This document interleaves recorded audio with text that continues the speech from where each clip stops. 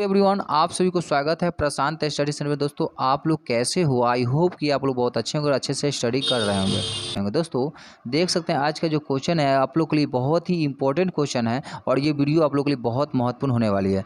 Friends, ये class 10 से math का प्रश्नावली 2.2 का पहला का क्वेश्चन पहला ही क्वेश्चन को सॉल्व करेंगे। चलिए पहले क्वेश्चन को हम पढ़ते हैं और फिर पढ़ के समझेंगे, फिर उसको सॉल्व करेंगे। तो दोस्तों, आपको पहले क्वेश्चन पढ़ना चाहिए। देखिए हम पढ़ते हैं, क्या है? निम्न द्विघात बहुपदों के शून्यक ज्ञात कीजिए और शून्याङ्कों तथा गुणांकों के बीच के संबंध की सत्यता की जांच कीजिए। क्योंकि यहाँ पे पहले क्या करना होगा, आपको जो तो आपको बहुपद का चैप्टर जो बहुत इंपॉर्टेंट होता है और क्लास 10th के एग्जाम में आप लोग को 10 से 12 नंबर का क्वेश्चन पूछा जाता है। तो फ्रेंड्स, पहले बहुपद के बारे में भी आप लोग को बताया गया, बहुपद का पूरा चैप्टर को पढ़ाया गया है और इसका वीडियो बनाकर बताया गया। अगर वीडियो नहीं देखेंगे तो वीडियो का लिंक जो है नीचे डिस्क्रिप्शन बॉक्स में मिल जाएगा, वीडियो आप लोग जाकर देख सकते हैं। तो चलिए पहले बहुपद को जानते हैं। देखिए, बहुपद का मतलब होता है जिसका अनेक पद हो, एक से अनेक पद हो, बहुत सारे पद हो, उसे बहुपद कहते हैं। और बहुपद के 3 प्रकार होता है, मतलब 3 प्रकार का होता है। एक होता है रैखिक बहुपद, एक होता है द्विघात बहुपद, एक होता है त्रिघात बहुपद। तो इसमें द्विघात बहुपद के बारे में हम लोग पढ़ेंगे, ठीक है। द्विघात बहुपद का मतलब क्या होता है? देखिए, जिसका 2 घात हो, जैसे यहाँ पे देखिए 2 घात है, स्क्वायर बोलते हैं 2 घात है। और रैखिक बहुपद में 1 घात होता है, त्रिघात बहुपद 3 घात होता है, तो उसको त्रिघातीय बहुपद कहते हैं। तो हम आज जो पढ़ेंगे और ये क्वेश्चन सॉल्व करेंगे द्विघात बहुपद का। तो देखिए यहाँ पे आपने पढ़ लिया क्वेश्चन, क्या कह रहा है? पहले आपको करना है द्विघात बहुपद, मतलब यहाँ पे देखिए अधिकतम घात कितना है? 2 है, तो ये द्विघात बहुपद हुआ।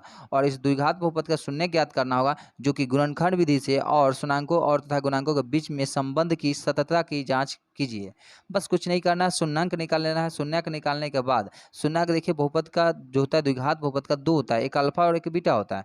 ये निकालने के बाद आपको सततता की जांच करना है। तो चलिए हम एक एक करके बनाते हैं, ठीक है। तो पहले हम इसको जानते हैं फ्रेंड्स कि किस तरह से हम गुणनखंड बनाते हैं। तो गुणनखंड का भी वीडियो बनाया गया, अगर आप लोग नहीं देखेंगे तो वीडियो का लिंक नीचे मिल जाएगा, आप लोग गुणनखंड का वीडियो देख सकते हैं। तो चलिए पहले क्या कर रहे हैं, बहुपद में है द्विघात बहुपद में क्या, एक्स स्क्वायर माइनस में 2x प्लस में 8 है। फ्रेंड्स, ये क्वेश्चन जो होता है ना, आपको थोड़ा सा समझना होता है, क्योंकि यहाँ पे कह रहा है ना एक्स स्क्वायर माइनस में 2x माइनस में 8 है। तो इसको क्या करना होगा, आपको शुरू वाले से लास्ट वाले से गुना करना होता है। यहाँ पे ध्यान दीजिएगा, यहाँ पे कुछ नहीं होता तो 1 होता है ना फ्रेंड्स, 1 होता है। तो आप बिल्कुल समझ सकते हो 1 होता है। तो देखिए, इस यहाँ पे कुछ नहीं होता है तो 1 होता है। आप समझने के लिए 1 होता है, आप समझ जाइएगा। और इसी 1 से एक ट्रिक आपको ध्यान में रखिएगा, लास्ट वाली संख्या को क्या करते हैं तो गुना करते हैं। क्या करते हैं? गुना करते हैं। जैसे कि आपने देख सकते हैं यहाँ पे क्या है आपका, हम क्या कहें यहाँ पे लास्ट वाले और शुरू वाले को गुना करने के लिए। तो शुरू में क्या है 1 है, लास्ट में क्या है 8 है। तो 1 के अगर 8 से मल्टीप्लाई करते तो कितना 8 ही होता है। और इसको एक चीज़ ध्यान दीजिएगा फ्रेंड्स, आपको दो तरह से तोड़ना है। देखिए यहाँ पे 2 भाग में तोड़िएगा तो आपको गुना करने पर 8 आना चाहिए और माइनस करने पर फ्रेंड्स ये बीच का 2 आना चाहिए, ठीक है। क्या करने पर, तो देखिए यहाँ पे गुना करने पर आपको आना चाहिए 8, और वही संख्या को जो गुना करके हम जो 8 आएगा उसी संख्या को फिर माइनस करने पर, यहाँ पे देखिएगा चिन्ह को ध्यान दीजिएगा, लास्ट में जो होगा माइनस, तो माइनस मतलब घटाने पर आपको 2 आना चाहिए। तो वो होता है 4 दूनी 8। आप पढ़ते हुएगा ना कि 4 से फ्रेंड्स अगर 2 से गुना करते हैं या 2 को 4 से करते हैं तो 4 दूनी 8 होता है ना फ्रेंड्स। और अगर 4 से अगर 2 घटाते हैं तो भी क्या होता है, 4 दूनी 8 होता है। तो 4 से अगर 2 को घटाते तो क्या होता है, आपको 2 होता है ना फ्रेंड्स, 2 होता है। तो इस तरह से आप लोग यहाँ पे बना सकते हैं और इस तरह से लिख सकते हैं। तो चलिए यहाँ पे हमारा ये इस तरह से ये मतलब करेक्ट है, मतलब बीच का हमें ये देखिए घटाने पे हमें 2 आ गया जो कि बीच वाला है। यहाँ पे लास्ट का चिन्ह जो अगर माइनस रहेगा तो हमको घटाने पर, अब प्लस रहेगा तो जोड़ने पर। तो माइनस है तो घटाने पर हमको 2 आ गया, गुना करने पर 8 आ गया, मतलब ये सही है। तो चलिए हम इसको इस तरह से लिखेंगे। एक चीज़ ध्यान दीजिएगा फ्रेंड्स, शुरू में जो रहेगा वही उतार दीजिएगा। शुरू में क्या है एक्स स्क्वायर है ना, तो चलिए एक्स स्क्वायर हम उतार देते हैं। और लास्ट में कितना है तो 8 है, जो लास्ट में जो रहेगा वही उतार दीजिएगा आप, है ना। और ये माइनस हो जाएगा, है ना, ये प्लस में आपको 2x हो जाएगा, याद रहा है, इतना ध्यान रखिएगा। और लास्ट का जो रहेगा सेम रहेगा, माइनस में 8 है तो माइनस में 8 रह जाएगा। चलिए यहाँ तक तो आप लोग समझ गए। अब हम यहाँ पे क्या करेंगे, एक चीज़ ध्यान दीजिएगा फ्रेंड्स, जैसे कि आपका एक चीज़ याद रखिएगा, जैसे कि यहाँ पे इसके बगल में क्या है, कुछ नहीं तो 1 है और ये यहाँ पे 2 है। तो आपको क्या करना होगा, यहाँ पे अगर 1 होता है, मान लीजिए 1 है, और एक चीज़ ध्यान दीजिएगा, ये 2 और 1 किसके टेबल में आता है वो आप देखिए। और यहाँ पे एक देखिएगा 4 है और 8 है, ये दोनों के टेबल में देखिए 4 और 8 किसके टेबल में आता है वो आपको ध्यान रखिएगा, है ना? वो जो आएगा आपको एक चीज़ ध्यान दीजिएगा, हम आपको ट्रिक से बताना चाहते हैं फ्रेंड्स, थोड़ा-सा समय लगेगा लेकिन आप लोग समझ जाएँगे। देखिए 1 और 2x किसके पहाड़ा में आता है? तो 1 और 2x किसके पहाड़ा में आता है? 1 के टेबल में ही आता है, मतलब यहाँ पे 2x है तो 1x ले सकते हैं ना बिल्कुल। ये x के पहाड़ा में आता है, हम यहाँ पे 1x लिख दिए हैं, ठीक है ना? मतलब कुछ नहीं तो बगल में 1 होता है यहाँ भी। और 4 और 8 किसके टेबल में है? मतलब 4 और मतलब 2 और 8 4 और 8 किसके टेबल में आता है? तो 4 के टेबल में आता है। आता है ना फ्रेंड्स? बिल्कुल आता है। 4 के टेबल में आता है तो यहाँ पे आप 4 लिख दीजिएगा, ठीक है फ्रेंड्स? 4 लिख देंगे यहाँ पे। अब ये जो है ना फ्रेंड्स बहुत ही आसान है यहाँ से बनाना, आपको जल्दी बन जाएगा। क्या कीजिएगा यहाँ से देख लीजिएगा, ये जो बाहर आया है ना ये x है और ये बाहर हमने लिखा है 4, तो इसको आप कॉलन से एक कॉलन ले लीजिएगा इस तरह से, ठीक है।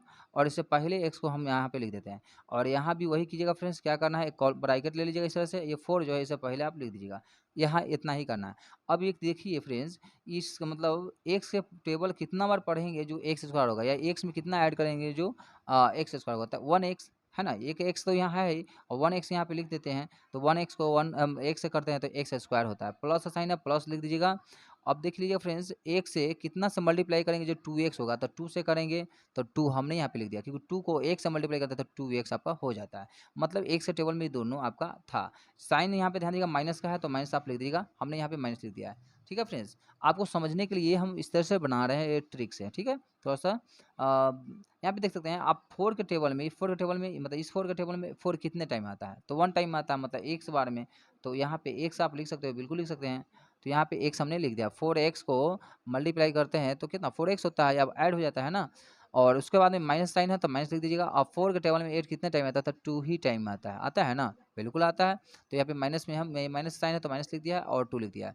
ये आपका यहाँ तक तो समझ गए दोस्तों। आपको एक चीज़ ध्यान रखिएगा, क्योंकि यहाँ पे आपको देखिए ब्रैकेट के जो बीच का होता है ना, ये x प्लस में 2, यहाँ जो आपका x प्लस में 2 आया और यहाँ जो x माइनस में 2 आया, ये दोनों आपको क्या सेम ही अंक आना चाहिए, ठीक है। क्या आना चाहिए, सेम आना चाहिए। तो x प्लस में 2 है, x माइनस में 2 है, मतलब चेंज से मतलब नहीं, लेकिन सेम अंक x यहाँ भी है, यहाँ भी है, 2 यहाँ भी है, यहाँ भी है, प्लस माइनस हो सकता है, चलेगा।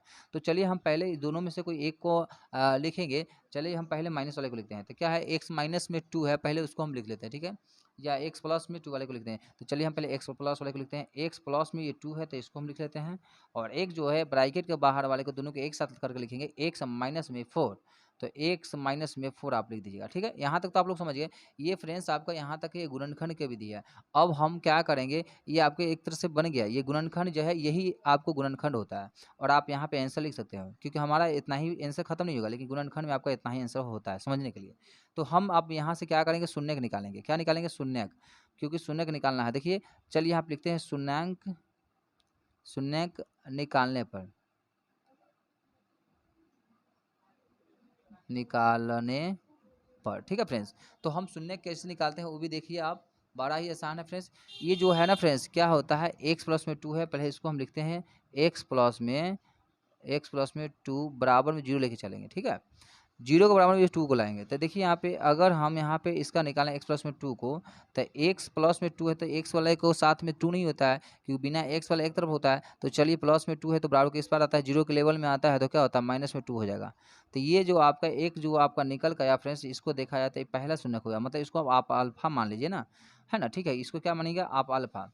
ध्यान दीजिएगा इक्वल में अल्फा मानने के लिए आपको हम समझने के लिए लिख दिया, ठीक है। और इस तरह से सेकेंड समीकरण, सेकेंड क्या है, x माइनस में 4 है, तो x माइनस में 4 है, यहाँ पे x माइनस 4 लिख देंगे, बराबर 0 के बराबर में लिखेंगे 4 को। तो x बराबर में क्या करेंगे, माइनस में 4 है, 0 के बराबर में अगर 4 आता है तो प्लस में 4 हो जाएगा। तो एक आपका ये भी शून्य का निकल आया, इसको हम क्या कह सकते हैं, इसको बीटा कहते हैं। क्या कहेंगे, बीटा। तो आप इतना आप समझ गए होंगे फ्रेंड्स, ये बीटा निकला है और ये जो निकला आपका अल्फा निकला, ठीक है। यहाँ तक तो समझ गए। अब हम यहाँ से क्या करेंगे, तो ये बस 2 शून्य निकल चुका है, अब हम यहाँ से बनाएंगे क्या, तो देख लीजिए। तो शून्य तो ज्ञात कर ही लिए, जो आपको दिख रहा है क्या है शून्य का, आपको तो देख लीजिए यहाँ पे शून्य जो निकला है आपका x बराबर में 2 आया है, और एक जो आया है x बराबर में सॉरी यहाँ पे माइनस छूट गया है, माइनस दे दीजिएगा, माइनस में 2 आया है और x बराबर को 4 आया। तो ये इस तरह से आपका शून्य निकला है। अब हम सतता की जाँच करेंगे। यहाँ पे कह रहा है क्वेश्चन में कि शून्याङ्कों तथा गुणांकों के बीच के, यहाँ पे क्या करना है, तो यहाँ पे है शून्याङ्कों तथा गुणांकों के बीच के संबंध की सतता की जांच करें। ये क्वेश्चन में आपको कह रहा था और हमने यही अब बनाएंगे, क्योंकि शून्य भी तो निकाल ही लिए है ना। अब शून्याङ्कों तथा गुणांकों के बीच संबंध सत्यापित करना है। तो देखिए शून्याङ्कों के जो कि यहाँ पे ध्यान दीजिएगा, शून्य का क्या फॉर्मूला होता है, तो alpha plus beta alpha plus beta बराबर में माइनस में बी बटे ए। तो देख सकते हैं यहाँ पे अल्फा प्लस बीटा बराबर माइनस में बी बटे में ए होता है। ये शून्यंक क्या है, शून्यकों का योग का फॉर्मूला होता है। आपको एक चीज़ ध्यान दीजिएगा फ्रेंड्स, चलिए हम इसको एक बार घेर लेते हैं इस तरह से आपको समझ में। और एक होता है गुणांकों का, जो कि अल्फा इंटू बीटा बराबर में सी बटे ए होता है। तो हमने भी यहाँ इस तरह से लिख लिया है। आप लोग भी इस तरह से लिख लीजिएगा फ्रेंड्स। क्या करना होगा, इस तरह से लिख जब लीजिएगा तो बनाने में आसानी होगा। ठीक है फ्रेंड्स, तो यहाँ पे हमने लिख दिया है। अब एक चीज़ आपको ध्यान में रखना होगा कि अल्फ़ा तो आपको पता है कि माइनस में क्या है, 2 है। अल्फ़ा तो पता है माइनस में 2 है, तो हम यहाँ पे लिख देंगे। बीटा में क्या है आपको देख सकते हैं, बीटा में आपको 4 है, तो बीटा में 4 आप यहाँ पे लिख दीजिएगा बराबर में माइनस में बी बटे ए। तो पहले आपको बहुपद को यहाँ पे लिख देते हैं कि आपको समझने में आसान होगा। बहुपद में क्या है, आपको यहाँ पे बहुपद में आपका है जो फ्रेंड्स, ध्यान दीजिएगा, बहुपद है आपका, लिख देते हैं यहाँ पे इस तरह से, एक्स स्क्वायर माइनस में 2x और माइनस में 8 है। तो कहने का मतलब फ्रेंड्स एक चीज़ ध्यान दीजिए, ए की जगह क्या होगा, क्या मतलब यहाँ ए की जगह कुछ नहीं तो 1 होगा बिल्कुल। बी की जगह क्या हो जाएगा, तो माइनस में 2 हो जाएगा। और सी की जगह क्या हो जाएगा, माइनस में 8 हो जाएगा। एक चीज़ आप इतना एकदम दिमाग में सेट करके रखिएगा।